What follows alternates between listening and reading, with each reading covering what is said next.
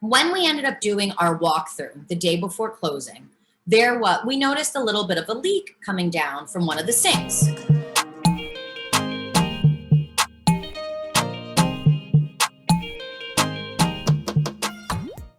Hi, and welcome to the Handy Women YouTube channel. I am your host, Geraldine Anello. I am the founder of the Handy Women community on Facebook. Click the link to join it if you're not in it already. It's 50,000 members strong and growing very quickly. It's very exciting. We also have this YouTube channel, and the mission of Handy Women really is to empower women with tools. And to do that today is a very special guest, Becky Nova. Hi, Becky.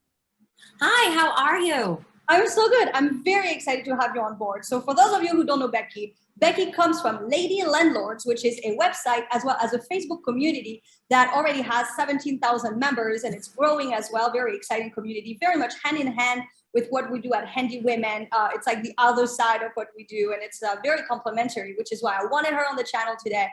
She has a fascinating background, but we're going to get into it through the questions. So Becky, I looked at your background, and you come from a background in psychology, law, and society, and you started your career in cancer research. And then you were somehow transitioned to being an entrepreneur in Europe with a tour company and a restaurant, which I suppose having a restaurant was the beginning of a foray into dealing with space. And then you came back in the US and finally bought your first duplex, which quickly expanded to a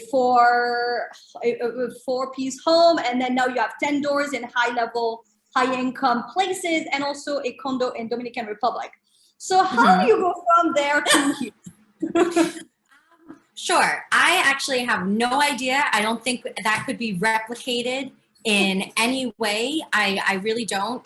My life has taken me in very many twists and turns, and it's just been really cool to see what has been like added on to the next thing, to the next thing. But no, I mean, I'm originally from New York. I grew up in that kind of family where it was like, just go to school, go to college, get a job, retire, die kind of story here. And I was just like, that doesn't sound fun. I don't want to do that. So I had, my career was in cancer research. That was where I was for many years. And I got to a point where I just was not happy with the actual function of what I was doing. It became depressing. It was more depressing because of what, like the people that I worked with were kind of changing the rules of how we can help patients. And that significantly bothered me. So I said, screw this, like I'm out. I quit my job. I ended up moving to Europe. I moved to Spain. At the time, I did not speak Spanish, so I was rather lost. So I started a tour company in Spain. I expanded into Portugal. As you mentioned, I bought a bar over there. And honestly, I made a really bad business decision. I lost my bar, moved back to New York, really penniless. And I actually called out like my old job, and I was like, hi, like, remember me? You want to hire me back? And they actually did. And that reminded me how horrible corporate America was. So I was in a place, New York City, you need money to be able to pay rent, and it's not exactly cheap over here. So I went back to work, so I was able to save up some money, and that ended up coming into my real estate career. That's amazing. So now you're in real estate, you're clearly a strong investor yourself, and you have this community. What are the main questions you find people asking you now through the community and through your website and your training? What are the main questions people want to know when they're first getting started? Sure. Well, actually, I do want to give a little kudos to you, though, with Handy Women, because it was actually Handy Women that really inspired me to start Lady Landlords. It completely was. I just thought when I saw your group, I was just like, damn, like this is what the world needs. Like we need someone to like just rally all of us around and say, hey, like we can accomplish these things too. Let's create like a nice, safe, supportive like community for it. And then I was just like, damn, like I wish like I would be able to kind of create something for a safe space for real estate investors, just like you did for Handy Women. So I first want to say just thank you for really creating such an amazing community that completely created like my own idea. So I appreciate that.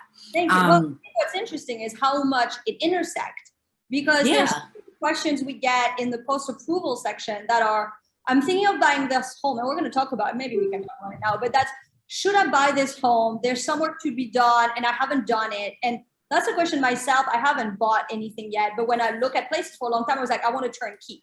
And thanks to Handy Women, now I'm like, why would I want to turnkey? Of course, there's so much I can do. Like I'm benefiting from my own group as well. And Yeah. that's where landlords come in, because it's like, those are questions that are best suited for your group.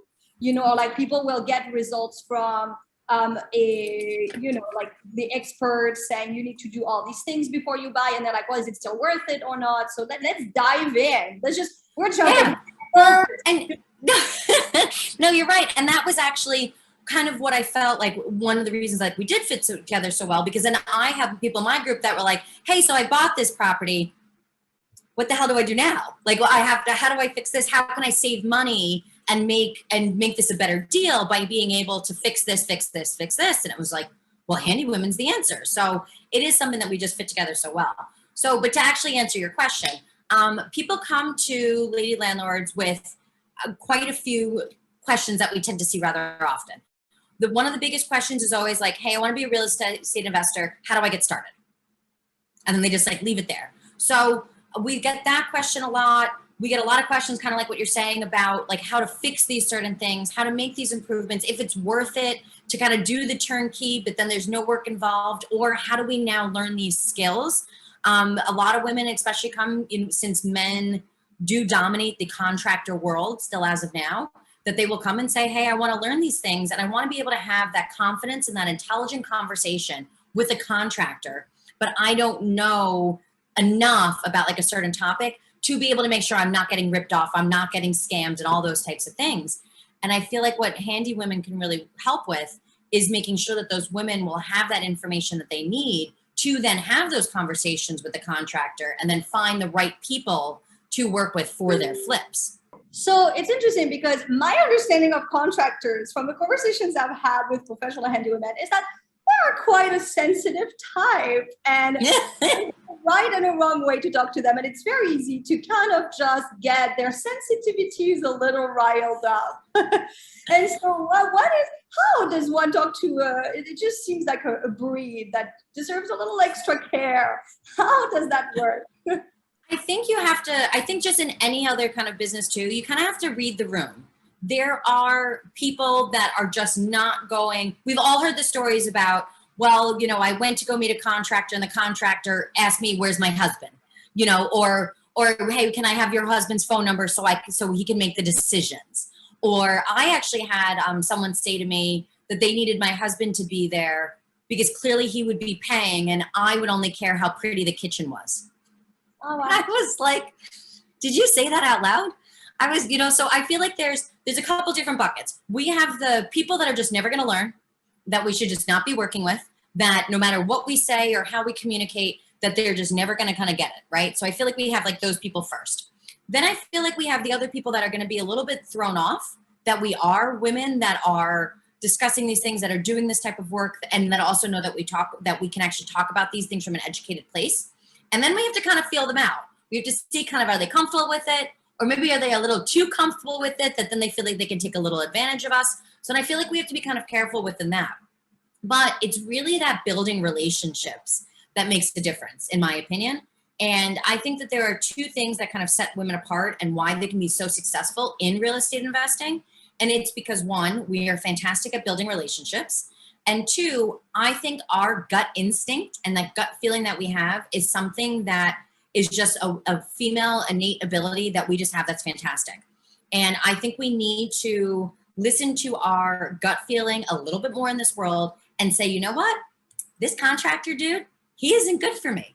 I don't know why, I can't put my finger on it, but he's not good for me. I need to look for somebody else. And then when you can find somebody that you do have that relationship with, that you can make sure to continue that relationship, build that relationship. So then that way you're not always trying to find the new contractor, but you're really working with the person that you you like, and you trust.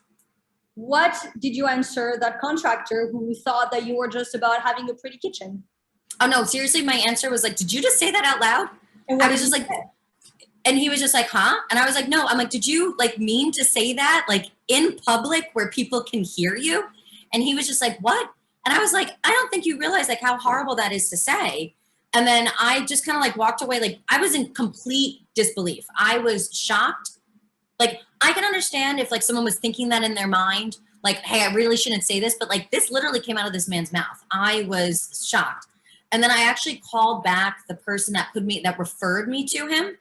And I was like, he said this out loud where people could hear him. And it was actually a woman that put me in touch with him. And she was like, nope, that is it. Like, his name is like off my referral list. Like, that is it. Like, he is not a person that we are like communicating with. And she was absolutely like embarrassed, disgusted that she had even like ever worked with him. Interesting, because indeed the reason he said it out loud is because even when you called him out on it, he had no idea. He didn't know there was another world that could exist where it was not the case. Yeah, exactly. That was the most shocking part to me, was that he found no problem in the words that he had said. And I was like, I can't teach you that is wrong, so you're just not for me. Yeah, well, I could, but I don't have the time and energy. You go do your own education. That's probably a better way to put it. Correct. But something that's funny is I've been talking with professional handy women, and I just had a conversation with a professional kitchen designer who's a woman. Oh, awesome. Designer. And, you know, the number one rule of kitchen design is not how pretty it's going to be. It's how functional it's going to be. So of all the rooms you can pick in a house that a woman wants to be pretty, the kitchen is probably not it. How about the living room? How about your yard? Women are very into nature. We want a yard that we can put grass, that we can have fire pits and parties. The kitchen is not the first place for pretty, is it? Like, personally, like, a whole house should be functional, right? Like, I think in general, like, I want a house that's going to like make sense, you know, and functional really kind of comes first for a lot of those things. And then same thing, if we're talking about flips, I'm not living there. I don't care how pretty somebody else's kitchen is. Like, that is definitely now even lower on my list of priorities. So for you, when you buy something, do you ever at this point, having bought 12, 13, 14 places, do you ever now buy something that's a turnkey, or are you now like, a turnkey is such a waste of money, I can make so much more money making sure it's not a turnkey? So I kind of am a weird investor in a lot of ways, because I don't kind of follow like a trend. I just kind of fit with like what I'm looking for currently. And I always said, every time I buy another property, it's always setting like a certain criteria of what I'm looking for. So let me give you an example of this. When my husband and I bought our first duplex, this was a place that we were planning on living in. I never planned on investing in other real estate. Honestly, I never even planned on buying that first home. I wanted to go move back to Europe and just go travel around and be free. It was my husband that wanted the home and the white picket fence. So it wasn't something I even thought about. So that first property we bought was pretty much turnkey. That it really was. We actually bought it from a flipper. So everything was really done. Then after that, honestly, when we bought that house, it ended up having like a ton of problems because the flipper we bought it from cut a lot of corners. They clearly could have used handy women. So they missed out on a ton of stuff and did not do a ton of things right. So from that, we had to kind of learn like what to do. We were actually those people, you see the meme on Facebook all the time that has like the water running through the electric panel, that you're like, do I call an electrician or do I call a plumber? We were those people on like day 2 of homeownership. No. Yeah. That's a horror story. So of course the answer was, let me buy 12 more. Clearly. So we got through a lot of it. We went through so much with that first duplex in the first like summer that we had owned it. And honestly, we just really saw the kind of generational wealth that could be built through using real estate as that vehicle to get to financial freedom. That lit up my eyes. So after that first property, then we were kind of like, okay, now we could buy another property that needs a little more work, and then another one with a little more work. So we got, my husband and I started to learn certain skills. My husband is actually very good with electric, plumbing, those types of things. He's very good with the inside of the house. I tend to do painting and landscaping. Those tends to be my things. So we became handier ourselves, also thanks to your group, but we've learned to be able to do a lot more of those things. And then we felt more confident picking projects that were going to need more work. But it is not always, in my opinion, the best decision to buy something that does necessarily need a lot of work. So for example, last year in 2020, at the beginning of the year, and I'm talking January, February, clearly pre-March. I think we all know where that timeline is. So before March, the decision was we were not going to buy a house in 2020. And I promised my husband I was not going to buy a house in 2020, and I was not going to buy a house in 2020. And want to know what I ended up doing? Buying a house in 2020. Because When COVID happened, our real estate market, especially where I am in New York, was completely turned upside down, right? People were actually leaving New York City and moving upstate. That's weird. That never happens, right? So when you and I both lived in the city, like that's a very weird anomaly. So one of the things that I had noticed when a lot of other people were kind of afraid to buy properties, I was like, I see that people are going to leave the city. We need to buy a place and we need to buy it soon. So You anticipated that move in advance. yes. So I said, we need to buy a property before the world opens back up and then everybody else wants to move. So we actually went and looked at a place the day that real estate agents were allowed to like actually show properties again in New York. It was literally the day after New York opened that back up, whatever that was, phase 2, whatever it was. But when we were looking for a property at that time, we had 3 criteria that we wanted for that property. 1, it needed to be within an hour of our home so we could still manage it ourselves and not have to rely on a property manager. 2, we actually wanted to inherit tenants so that were already paying, that were essential workers, that we knew had a good track record and wanted to stay there. And 3, it needed to be turnkey or need minimal work because it was now an hour away. We had no idea if we were going to end up back in quarantine and things shutting back down. Right now people are freaking out because it's hard to get appliances and the prices of wood is through the roof, right? I didn't want to. It came back down about 40%, but since it was up like 150, it's still more. Yeah, it was crazy. And we can't predict that. And we were like, and then also people didn't want contractors in their house. They didn't want people coming over for estimates. They didn't want people doing work. So we were like, you know what, if we were going to buy it, it needed to be a place that still needed to be turnkey. So I think everybody still needs to look at their situations and kind of say, hey, what can I do? Am I willing to learn some of these skills? Am I willing to learn about these skills so I can have an intelligent conversation with the contractor? Or am I just kind of not ready for it where I need to start with just cosmetic things and then slowly move my way to a full rehab, full renovation? So I really want to know about, let's focus on the women that are looking to buy on their own, because we have a lot of people in Handy Women that are married, that are with people, but we also have a lot that come to the group because they're recently widowed, recently divorced, or just have been single for a while and are tired of delaying until they maybe find someone. And so the question is, what are things you look for in a home of like, if you saw it, you're like, no, that handiwork is just way too much, forget it. And what are some where you're like, yeah, those would be possible, so that a single person that doesn't have somebody else, a man or a woman, to help them with things? Sure. And honestly, like, I think that still kind of falls under the category of people that like their partners just don't care. Or honestly, not all men are handy. So we don't tell them that, but some of them are horrible. But I think there's kind of almost like 2 categories. I think you're either looking at your like cosmetic changes and upgrades versus your like larger CapEx projects. So let's go through what those 2 terms mean here. Cosmetic, I'm talking, let's change out some appliances. Let's get rid of that old avocado colored stove from the 60s. And let's put in some stainless steel, some black appliances, right?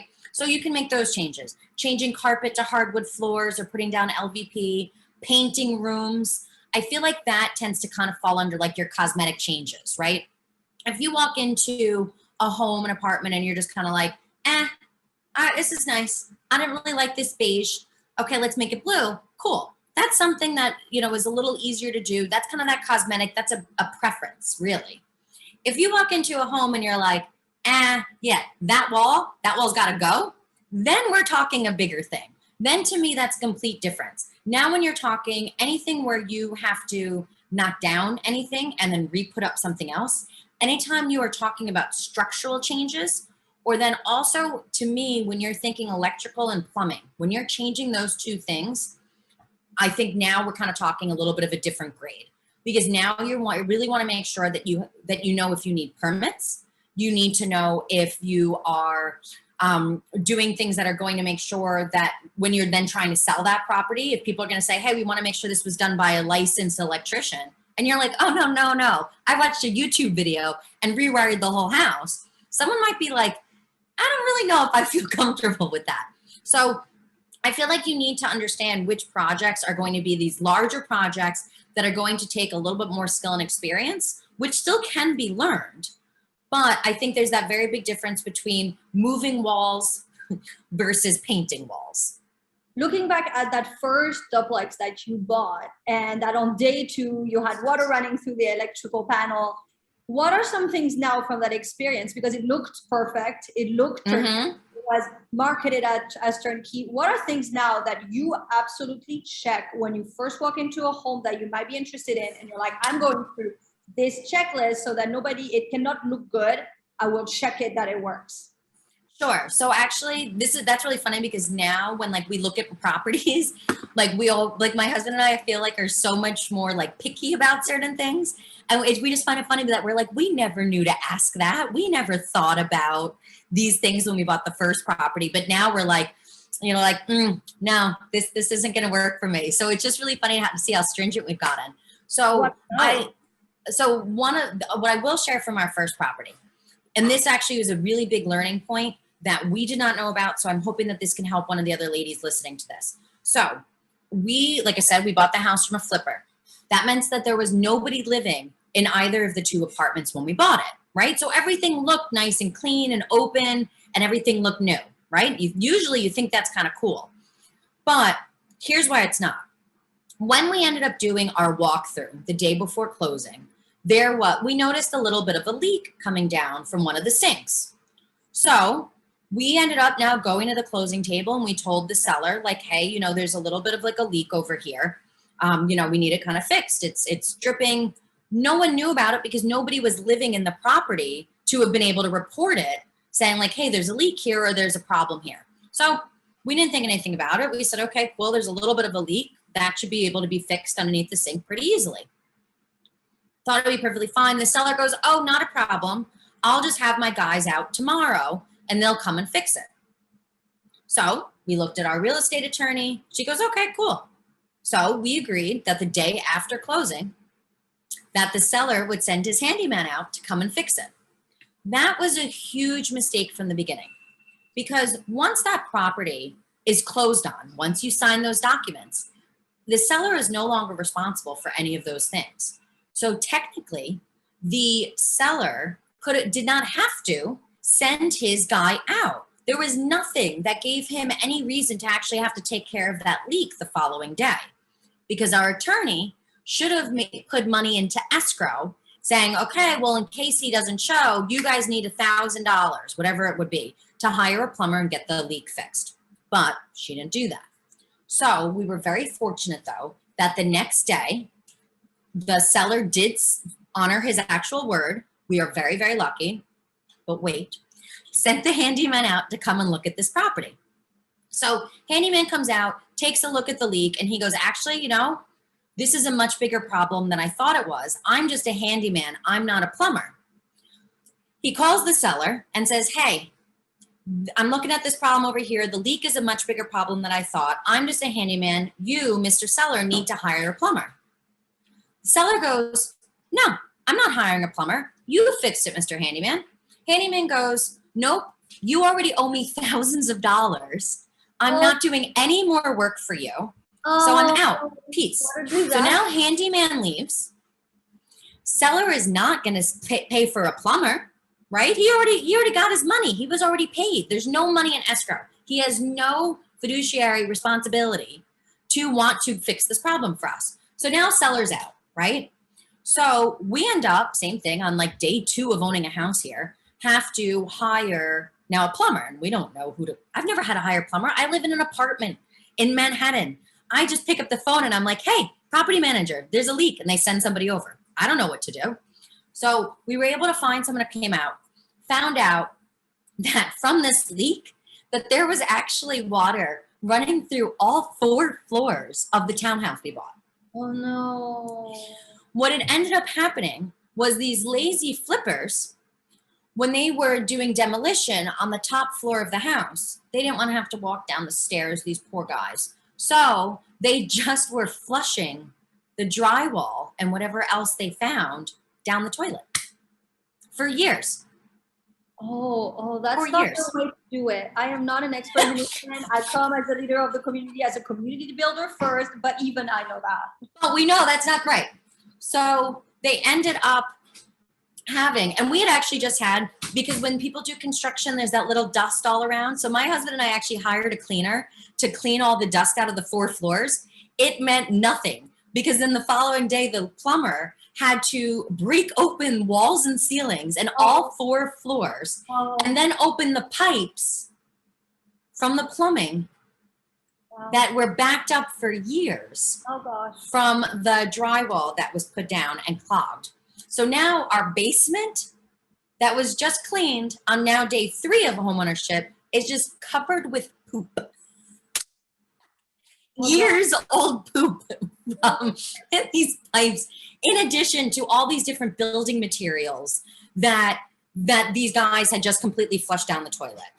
So we not only found out that, so we ended up having to sue our attorney because she did not help us and advise us properly with making sure that that leak was fixed and putting money into escrow. Then the other thing that was interesting was at our closing, usually like you get documents beforehand, and then when you get to the closing, they're supposed to look similar and they're supposed to match and they make sense. And usually at closings, they take like an hour and a half, more or less. You sign some paperwork, everybody's nice and shakes hands. Not our closing. Our closing was about 4 hours, and our closing was cursing, yelling, and screaming because all the documents and numbers were completely different. And I'm looking at these numbers and I was like, no, my mortgage payment was supposed to be X. Why am I getting a mortgage payment which is X plus like $200? I'm like, this makes no sense. Once again, my attorney was just like, oh, just sign it, it'll be fine. And I was like asking questions. Still, I ended up closing. I trusted my attorney, which I realized I should not have done, but especially in this situation. But we found out about a week after we closed on the property, right? So now I have this leak. Now I have all my walls open. Now I have a poop-filled basement.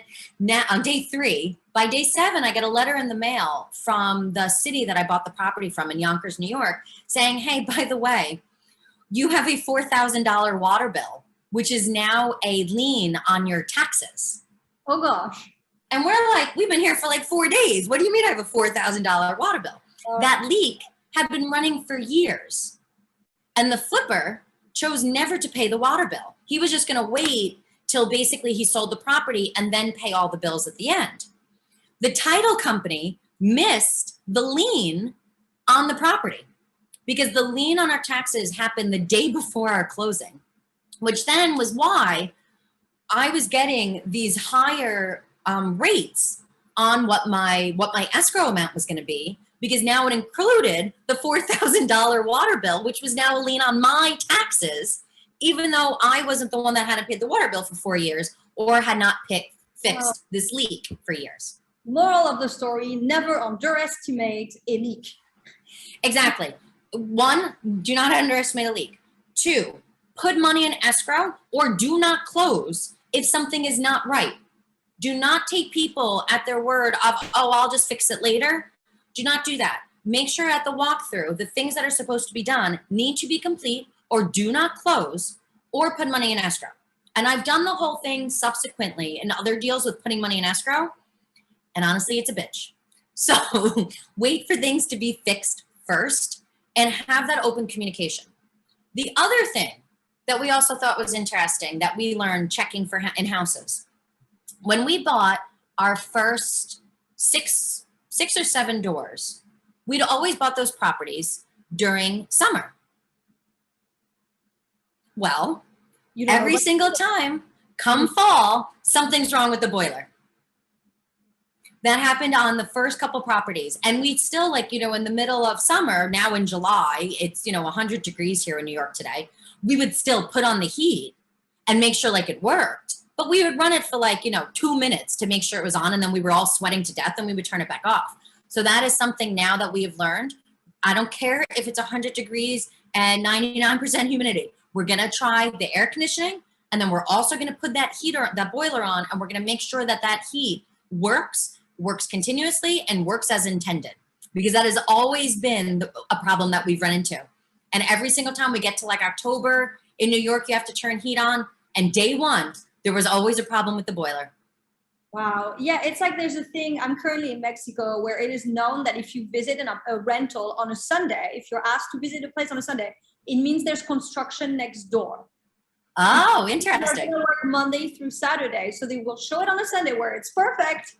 Yeah. And then you will now be stuck with construction 8 hours a day for 6 days out of the week. So yeah, the summer style for, winterland is not the best. So no. I know you said there are different types of buyers, and some for whom it's right to buy real estate and some for whom it's not. Obviously this story is horrifying, and yet you went on to buy many things, so it's worth it. It's worth going through the pain to get to the results you're getting, obviously. What is the differentiator for some people to go, okay, I'm going to take that challenge, and it may be as horrifying as what Becky talked about, or to say, you know what, I'm going to stay in the stock market, or I'm going to stay with my 401k, or buy gold, whatever our investment type.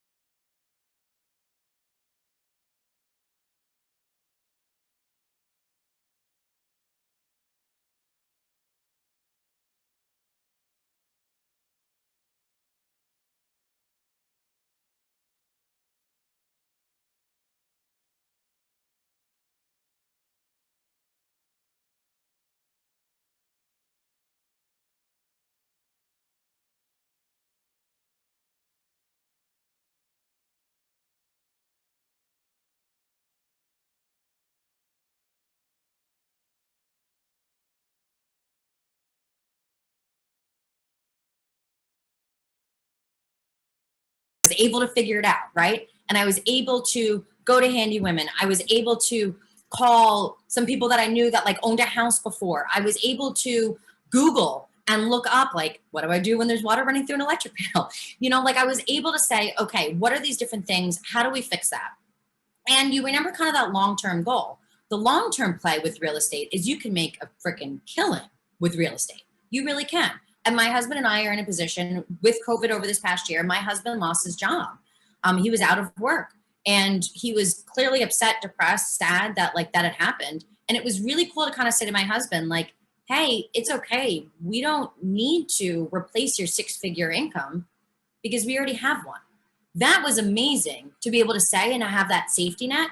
And that was something that we were just so proud of to be able to do, especially my husband, who's an immigrant from the Dominican Republic. I was born in a poor family. It was really cool that we were able to say, hey, we're going to be okay through this. But we have to realize that we're going to get phone calls about this problem, that problem, the other. And there's just things that we're not going to know how to solve. We had one of our tenants, her oven wouldn't turn off. And it's a gas oven. So there's a flame, she called us, and I was just like, did you call the fire department? No, thanks for, because she and I were both like, I don't, usually you just turn the oven off. This isn't a difficult thing. It wouldn't turn off. So you have to know how to be a problem solver. What happened?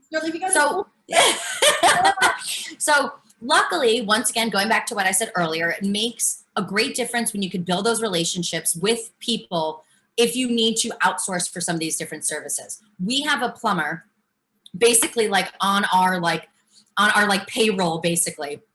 We've given a ton of work to with all of our different properties. And honestly, we were able to call him, and we had him over to our property and was able to disconnect the gas line and fix her oven for her within 30 minutes. Wow, congratulations. And congratulations. We were able to call him and just hey, we need you now. And he was at her property in 10 minutes, had everything disconnected. Then we were able to get a new stove for her. That was it. She had just finished cooking dinner, which was when she couldn't turn off the oven. We actually had a new stove not only delivered, but installed for her before she was cooking breakfast. So wow. She didn't even miss out on an entire meal. And that was because of the good and this was when my husband and I were still living in the Dominican Republic. We weren't even here for that. We were able to manage all of our rentals in New York, even with those emergency situations, from being abroad. That's incredible. Well, congratulations on being able to do that. Congratulations on all your success as an investor with Lady Landlords. Thank you for sharing everything with us. If you're watching this, write in the comments, did you buy a property and did you have equally horrifying stories as Becky just described? Are you thinking of buying? Did you already buy and now you will never again? Or on the contrary, you're on the roll and buying? Let us know in the comments what you thought. Becky, thank you so much.